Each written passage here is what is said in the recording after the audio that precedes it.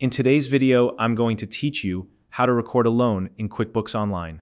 Managing loans effectively in QuickBooks is an essential part of maintaining accurate financial records for your business. By categorizing loan transactions the right way, you ensure your books are up to date and your liability accounts are properly organized.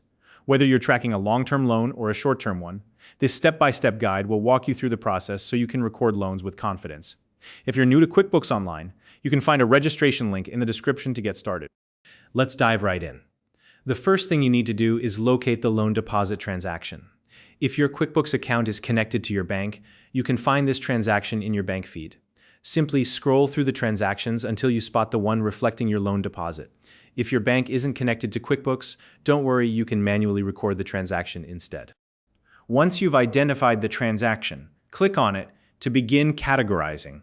QuickBooks will prompt you to select an account to categorize the transaction under.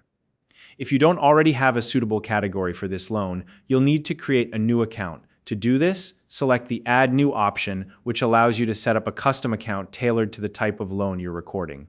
When setting up the new account, you'll need to choose the correct account type. If the loan repayment period is more than 12 months, select Long-Term Liability.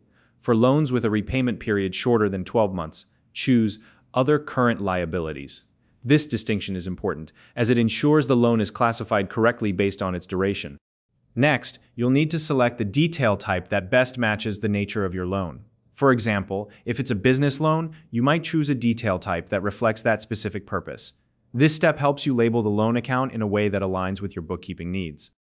Now, it's time to name the account. Make sure the name you choose is clear and recognizable. You might use the lender's name, such as the name of the bank or financial institution, or you can use the purpose of the loan, like equipment financing loan. The goal here is to make it easy to identify the account later when reviewing your books.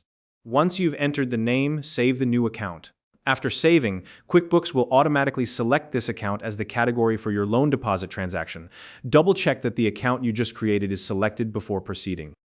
Now that the transaction is categorized, verify its impact on your records.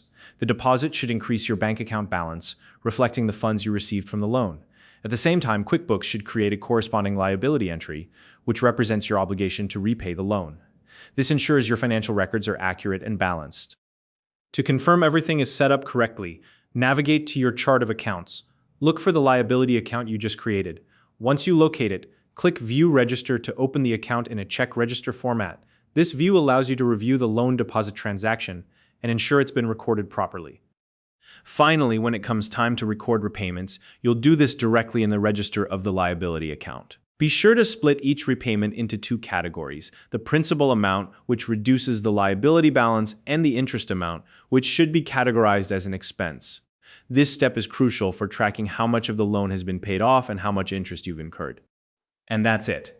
You've successfully recorded a loan in QuickBooks Online, from setting up the account to managing payments. If you found this video helpful, please like and subscribe.